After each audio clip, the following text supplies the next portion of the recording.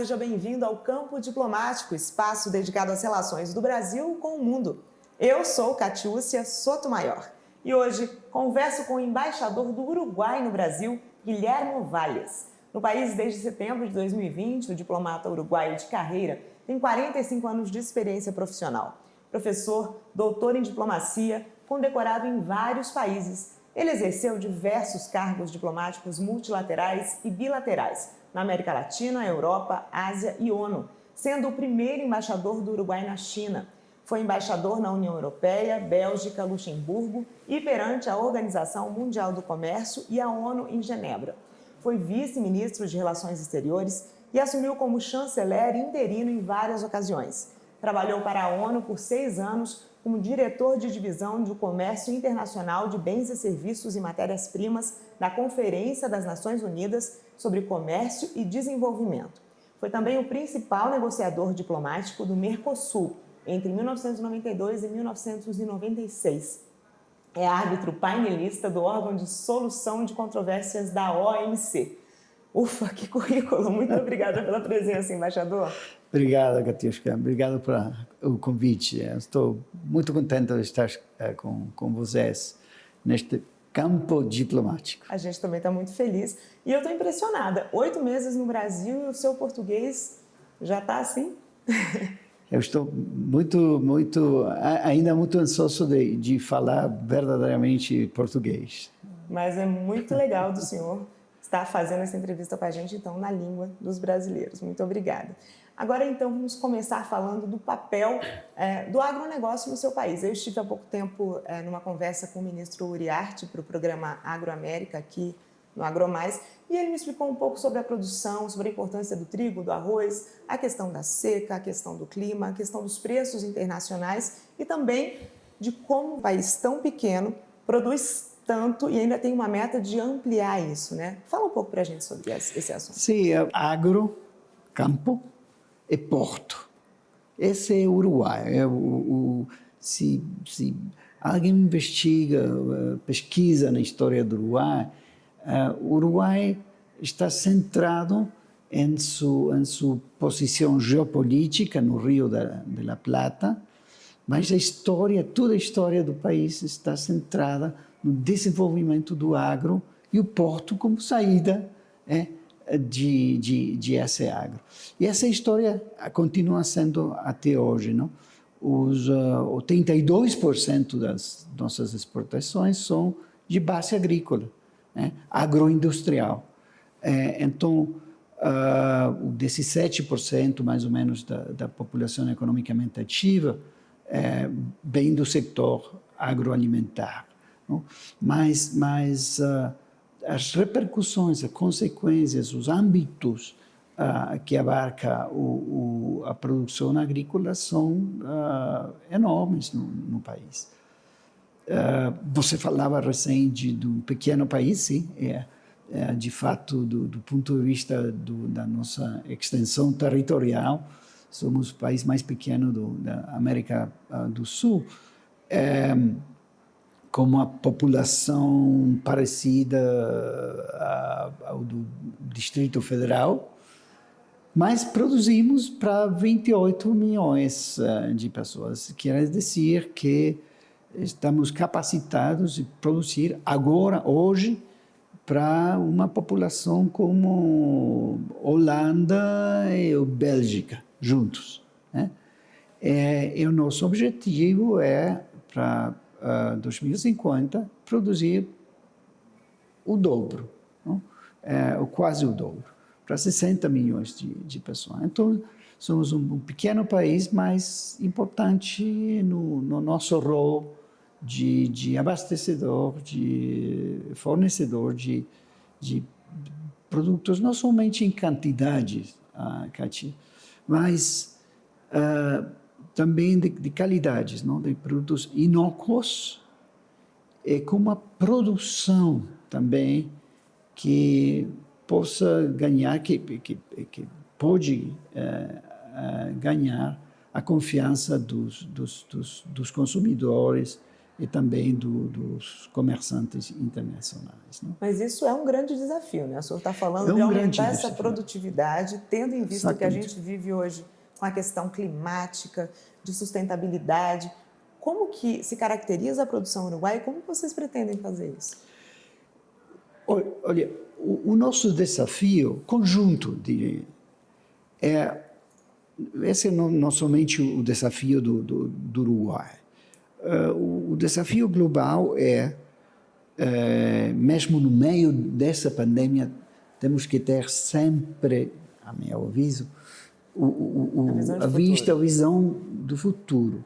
E qual o futuro? No ano 2050, seremos 10 bilhões de habitantes neste mundo. Hoje somos aproximadamente 7,5, né? 7,5 bilhões de habitantes. Como que vamos alimentar, né? Esses 2,5, mais ou menos, né? 2,5 bilhões de pessoas mais no mundo. Não? Esse é um grande desafio, esse é um desafio comum para a humanidade. Não? Já fizemos um esforço parecido no passado, né? Mas o grande desafio agora é fazê-lo de maneira sustentável do ponto de vista ambiental, econômico e também social. Então, a mudança que temos que fazer não é somente o crescimento dessa produção agrícola, mas de forma sustentável. E o Uruguai, eu acho, nós estamos muito orgulhosos de estar numa boa senda. Por quê? Porque já temos uma certa tradição, uma certa cultura, não somente de inovação tecnológica, não? Nada comparável com o Brasil. Não? Aqui uma revolução tecnológica que eu acho que ainda não é muito conhecida no mundo exterior. Não? Aí temos um problema importante de comunicação. Mas não somente isso.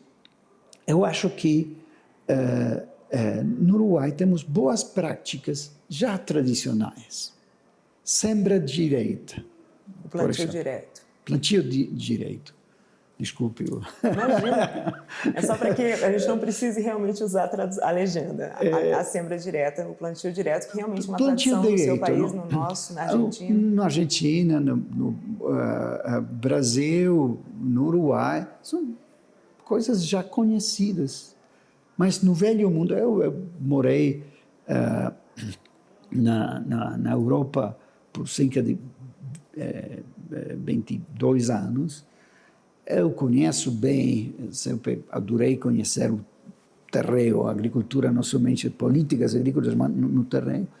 A questão de sembrio direto é uma coisa quase desconhecida. Em alguns países atinge ao máximo 20%. Né? Essa é uma prática já tradicional nos nossos países, a rotação de terras. Né?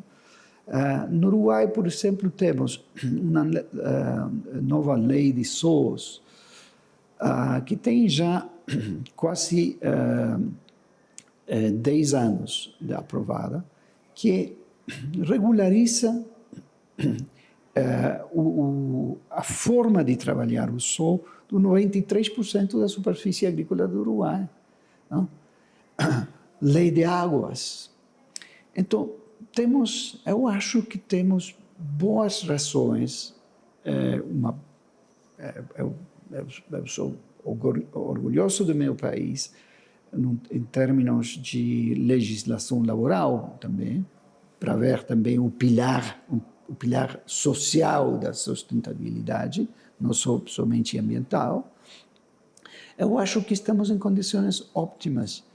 E isso é reconhecido não só com produto de qualidade, não? Inócuo. Né? Os nossos sistemas veterinários, por exemplo, são pequenos, mas exemplares. Nós temos uma rastreabilidade já no país, nas carnes bovinas, carnes ovinas, mel, frutícola, que é o nosso orgulho. Não? Esses esforços começaram quando a questão de traçabilidade ficou no centro do debate na Europa a propósito da mad cow, a vaca louca, se diz? Vaca louca. Vaca louca, né? Onde o consumidor, no 1996, eu estava lá na Bélgica como embaixador na União Europeia, o consumidor começou a exigir conhecer de onde vinha, não somente a geolocalização, mas tem como era produzida a carne. E o Uruguai, eu acho que reagiu positivamente, proativamente muito cedo. Né?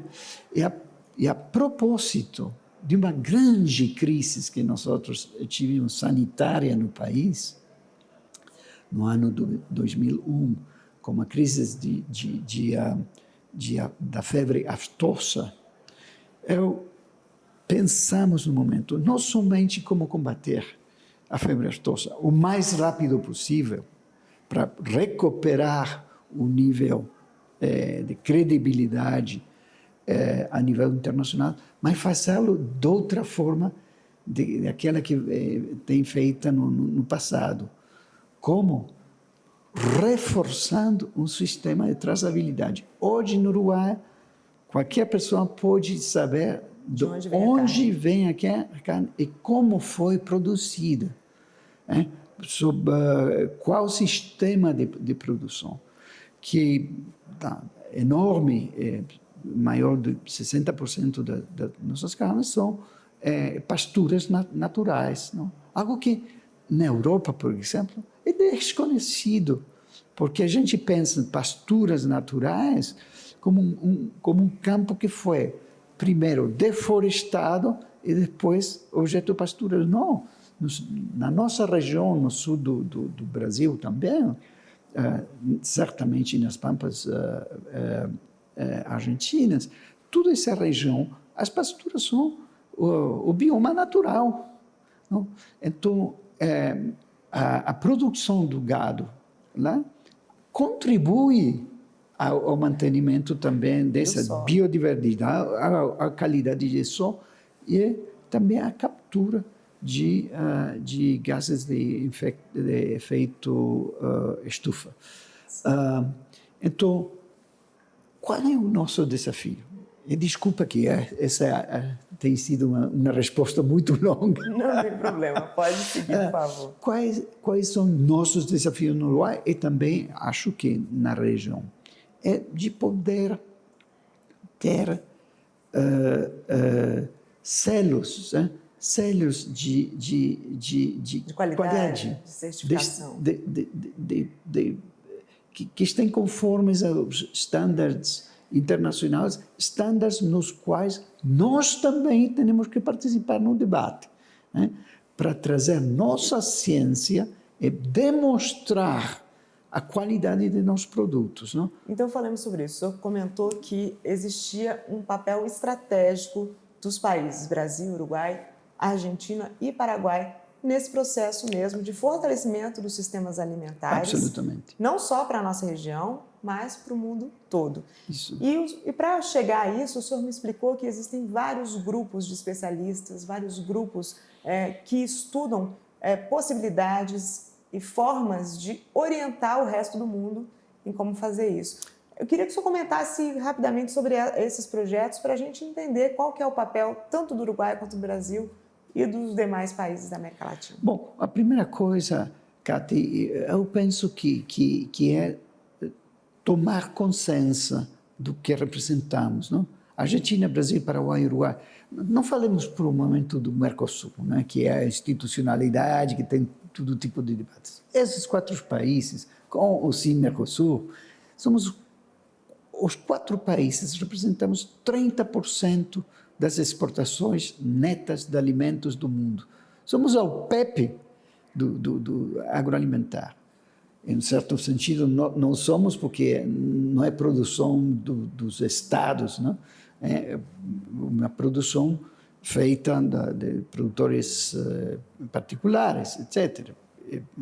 É outra concepção do negócio. Mas, do ponto de vista do que nós representamos, é importantíssimo hoje e mais importante amanhã. Não? Esses 4 países. Então, que estamos falando com Cati faz um momentinho antes de entrar aqui, era a questão de fortalecer também as redes entre os 4 países, não somente um bom diálogo político, não, dos executivos, mas também um bom diálogo parlamentar. As bancadas agropecuárias dos nossos 4 países têm que falar muito mais, têm que estabelecer contatos mais estreitos.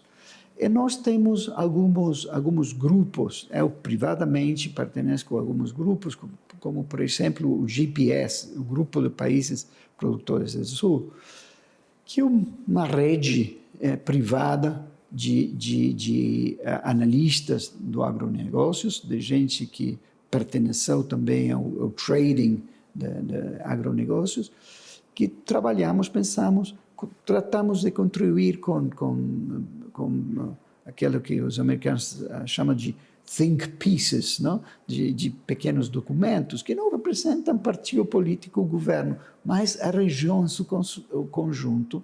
Qual é o nosso rolo nessa produção mundial de alimentos? Quais são as nossas boas práticas que devem fortalecer a integração dos nossos sistemas produtivos, né? De forma sustentável entre os 4 países. E como também esses 4 países têm que sair juntos ao mundo, apresentar-se com toda a nossa força. Olha,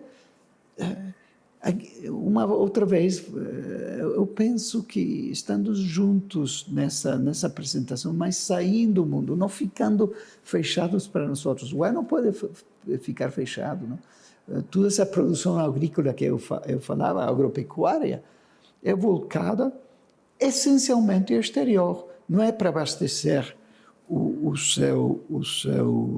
não somente para abastecer o seu povo, mas, sobretudo, para alimentar o resto do mundo. Então, temos que sair ao mundo. Quais são esses problemas, Cati? 2, a meu aviso. O mundo tem acelerado a integração comercial através de pactos diferentes. A União Europeia se consolidou como tal. Temos cerca de 400 acordos comerciais bilaterais ou regionais no mundo, neste momento. O Mercosul, os nossos 4 países, somente temos os acordos entre nós outros e com alguns parceiros na América Latina, mas no mundo que está crescendo, na Ásia, no Sudeste Asiático, não temos ainda nenhum acordo. Austrália, Nova Zelândia, Vietnã, Malásia, todos esses países já têm acordos com o Japão, com a Coreia, com a China. Uma parte importantíssima no sistema, qual é? O comércio internacional. Não, mas ainda o comércio internacional de produtos agrícolas está muito sujeito a que coisas? Tarifas muito altas, discriminatórias em comparação com o setor manufatureiro, o setor industrial, muito mais altas. E medidas não aranceliárias, medidas não tarifárias, medidas sanitárias, fitossanitárias, medidas técnicas, todo tipo de restrições, algumas legítimas, Cati, muitas delas legítimas, mas totalmente fragmentadas. Aquelas que são demandadas nos Estados Unidos são diferentes das demandadas na União Europeia, etc. E tudo isso tem um custo de adaptação para nossos países. Não? Então, tem que ter ainda, a um nível internacional, um comércio que ajude o fornecimento desses bons produtos sustentáveis e inócuos. Como? Bom, temos que voltar a velhas negociações tarifárias para reduzir as tarifas discriminatórias contra a produção, discriminatória contra produtores sustentáveis, naturais como somos nós outros, não? Temos que tentar de harmonizar essas normas, essas medidas, essas barreiras não tarifárias entre nossos países. Então, nesses grupos que você falava, nós temos já algumas ideias que hemos proposto à Organização Mundial do Comércio, a nossos próprios governos, de como fazer isso, porque é muito difícil, no meio de uma situação como a atual, na qual o multilateralismo, as instituições multilaterais, sobretudo de comércio, estão muito enfraquecidas. Interessante isso, porque a gente está num mundo globalizado, a gente precisa pensar de uma forma muito mais internacional, muito mais global. E Exatamente. É claro que existem os interesses locais e próprios que acabam vencendo e prejudicando essa relação. Né? Mas, desse ponto de vista, nós temos que olhar, eu acho, mais à frente, quais são realmente, como a pandemia. Temos uma resposta do ponto de vista nacional à pandemia, mas de que nós podamos olhar um pouquinho mais para diante, temos que ver qual é o desafio global. Não? É absurdo, o vírus não conhece de fronteiras. Né? Bom, a fome tampouco. O problema climático, o problema de sustentabilidade não conhece de fronteiras. É um desafio geral. Então, temos que trabalhar juntos, temos que reforçar esse multilateralismo e temos um rol importantíssimo, Brasil, Argentina, Paraguai e Uruguai, entre outros. Então vamos agora falar de bilateralismo, vamos falar de Brasil e Uruguai. Como que são as nossas relações? Eu queria que o senhor apontasse um pouco para a gente entender quais são as nossas trocas, o que a gente tem de oportunidades conjuntas, quais são os desafios internos nesses dois países, como que a gente pode resolver isso? Bom, nós, entre Uruguai e Brasil, temos uma relação super estreita, de todo ponto de vista. Não? A nossa produção, por exemplo, no campo agro, a nossa produção, cerca de uns 60% das nossas exportações ao Brasil. O Brasil é o segundo parceiro, depois da China, do Uruguai como destino das exportações. É um dos nossos primeiros objetivos para arroz. Uruguai é o noveno, chegou a ser o sétimo produtor de arroz do mundo, né? Arroz do grão largo. Não? Essa produção nós destinamos ao Peru, segundo lugar ao Brasil, e países do Médio Oriente, inclusive também o Irão. Mas no caso do Brasil, um parceiro muito importante para nós, e temos muitas inversões brasileiras na produção de arroz e, sobretudo, na industrialização do arroz. Então, aí já temos boa parte da cadeia integrada. Destino das nossas exportações é integrada do ponto de vista tecnológico, de investimentos, etc. Temos muitas companhias no setor. Exportações a Brasil também de carne, temos muitas inversões. O Brasil é um importante parceiro. O principal destino de nossas carnes enfriadas refrigeradas é a União Europeia e congeladas a China.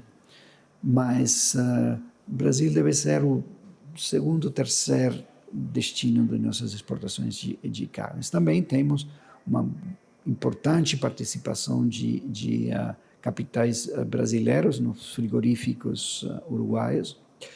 Mas nós também somos importadores de carne do Brasil, sobretudo do Rio Grande e também do Mato Grosso do Sul. Muito boa. Mato Grosso do Sul. Compramos. Esse é um país muito particular, o Uruguai. Não temos nacionalismos desse ponto de vista. Creemos na qualidade da nossa carne, mas somos bons consumidores também para esses estados. Né? Afinal, nossa carne também é muito boa, né? Muito boa, muito boa. Bom, é quase da nossa qualidade. Embaixador, infelizmente, o nosso tempo está acabando. Eu gostaria de ficar conversando com o senhor muito mais tempo. Mas, para concluir, eu gostaria de saber qual que é a sua impressão, então, do Brasil. Além de que a carne não é melhor que a carne uruguaia, eu gostaria que o senhor contasse para a gente algum caso que tenha vivido aqui, nesse período que o senhor está aqui, alguma história que queira compartilhar. Eu tenho muitas, apesar do pouco tempo transcorrido, mas, para mim, voltar a Brasília...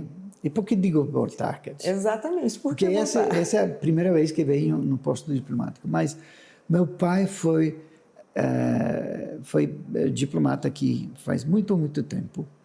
Ele não era diplomata de carreira, mas estou aqui como adido cultural da embaixada há muito tempo, quando Brasília estava em construção. E foi ele que elegeu e que fez a eleição do terreno onde hoje estamos aqui na Brasília, muito felizes. Então, muitas vezes, quando me sento aí, olhar um pouquinho o lago e o atardecer, eu me lembro de meu pai. Eu acho que é um círculo que se fecha com minha presença aqui. Brasil representa muito na história do país.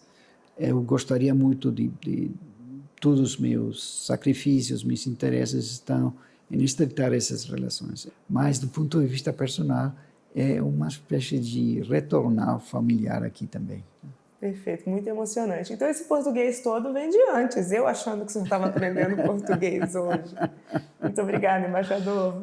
Obrigado a vocês, muitas graças por este convite. Graças. No campo diplomático de hoje, nós falamos sobre as relações comerciais entre Brasil e Uruguai, com destaque para seu papel de superprodutor de alimentos. Você pode rever este programa e também outras entrevistas no nosso canal no YouTube. Aproveite para seguir a gente nas redes sociais, @AgroMaisTV. Continue com a programação do AgroMais, seu canal voltado para o agronegócio 24 horas. Obrigada pela companhia, a gente se vê!